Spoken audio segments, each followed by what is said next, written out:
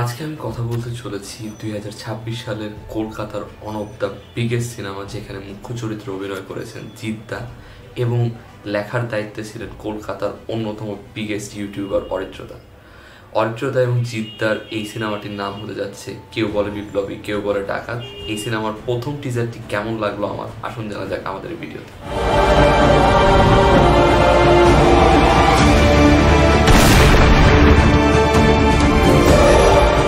এই সিনেমাটির গল্পটি হতে যাচ্ছে একজন স্বাধীনতা সংগ্রামী ব্যক্তিত্ব যার নাম হতে যাচ্ছে অনন্ত সিংহ। তারই লেখা একটি বই, কেউ বলে বিপ্লবী, কেউ বলে ডাকাত। সেই টাইটেল নিয়েই বানানো এই সিনেমা, যেখানে দেখানো হয়েছে 1903 সাল থেকে শুরু করে 1979 সাল পর্যন্ত অনন্ত সিংহ নামক স্বাধীনতাপ্রামী একজন ব্যক্তিত্বের সারা জীবনে তিনি কি করেছেন। সেখানে রয়েছে তিনি চট্টগ্রামে ইংরেজদের কিভাবে ট্রেনে লুট করেন, কিভাবে তিনি ইংরেজদের বিরুদ্ধে লড়াই করেন, কিভাবে তিনি জেলের জীবন কাটিয়েছেন এবং সেখান থেকে তিনি সিনেমা প্রযোজনা পর্যন্ত এসেছেন, রাজনীতিতে অংশগ্রহণ করেছেন। এই যে পুরো জার্নিটা, এত বড় জার্নিটাকে এই সিনেমায় সিনেম্যাটিক ওয়েতে প্রেজেন্টেশন করা হচ্ছে, যেখানে মুখ্য চরিত্র জিদ্দা প্লে করেছেন অনন্ত সিংহর ক্যারেক্টার। স্বাধীনতা চেয়েছিলেন, পেয়ে গেছেন, এখন আবার ডাকাতি কেন?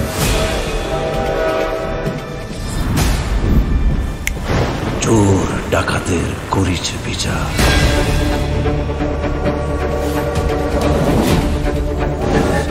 কংস ধর্মরাজ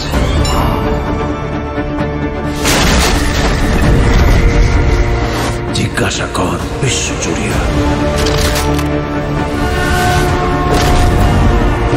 খেদ হয় দোষবাজ।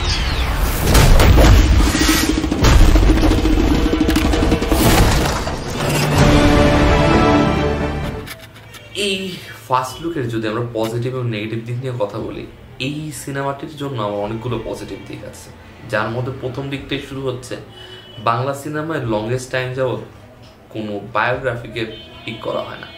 বায়োগ্রাফিগুলো যেগুলো পিক করা হয় সেগুলো বেশি নোন।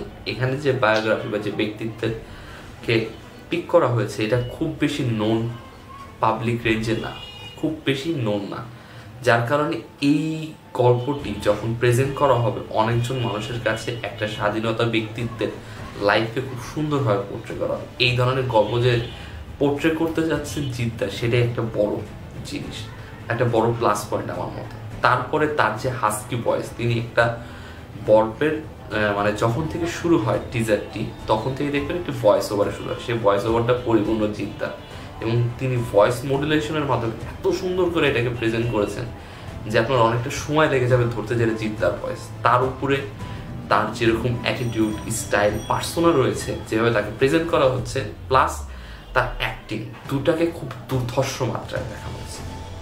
তার উপরে হচ্ছে যেহেতু আপনি একটা লম্বা সময় যাবত একজন ব্যক্তিত্বের লাইফকে দেখাচ্ছেন বড় পর্দায়, আপনার তাকে ডিএজিংও করতে হবে, তাকে প্রস্থেটিকও করতে হবে। ডিএজিং করতে হবে তার এজ কমানোর জন্য, প্রস্থেটিক করতে হবে তার এজ বাড়ানোর জন্য, এবং মাল্টিপল লুকসের ভিতর দিয়ে যেতে হবে। এখানে সেই মাল্টিপল লুকস খুব সুন্দরভাবে প্রেজেন্ট করা হচ্ছে, ডিএজিং থেকে শুরু করে প্রস্থেটিক পর্যন্ত, টেকনিক্যালি গ্রেট। এবং একটা যেহেতু বায়োগ্রাফিক্যাল সিনেমা, সেখানে সেটগুলোকে যদি প্রপারলি বিল্ড না করেন তাহলে দেখতে ভালো লাগবে না। আর বিশেষ করে বাংলাদেশি বা ওয়েস্ট বেঙ্গলের মানুষের এখন প্রচুর পরিমাণ ওয়ার্ল্ড সিনেমা দেখার কারণে সেটগুলো খুব বড় ম্যাটার করে। এখানে সেটগুলো খুব সুন্দরভাবে তৈরি করা হয়েছে। ভারতে এটাই তো আমার নিয়তি, কেউ বলে বিপ্লবী, কেউ বলে ডাকাত। এই মুভিটার দুটা নেগেটিভ জিনিস লেগেছে, এবং লেগেছে বলতে চোখে পড়ার মতো লেগেছে, যে আপনি না বললেও যেতে পারবেন না। One of the thing is action. এই সিনেমার যতটুকু ট্রেলারে অ্যাকশন দেখানো হয়েছে বা টিজারে যেটা বলেন, অ্যাকশনটাকে খুব সুন্দরভাবে পোর্ট্রে করা হয়। ওয়ার ওয়ার্ক বলেন বা দরজা ভেঙে ঢোকা বলেন, অনেক বেশি পুরনো ওল্ড একটা ভাইব ক্রিয়েট করছে। আর দ্বিতীয় হচ্ছে এখানে ভিএফএক্স এর কাজ, দুটা ভিএফএক্স এর কাজ রয়েছে। একটা হচ্ছে মুভেবল ট্রেন, অর্থাৎ ট্রেনটাকে চলতেছে এমন অবস্থায় সেখান দিয়ে জিদ্দা দৌড়ে যাচ্ছে, ওখানে আপনি যে পিছনে যে গ্রিন স্ক্রিন ইউজ করা হয়েছে সেটা আপনার চোখের মধ্যে যে কোনো 5-6 বছরের বাচ্চা বলে যাবে এটা গ্রিন স্ক্রিন।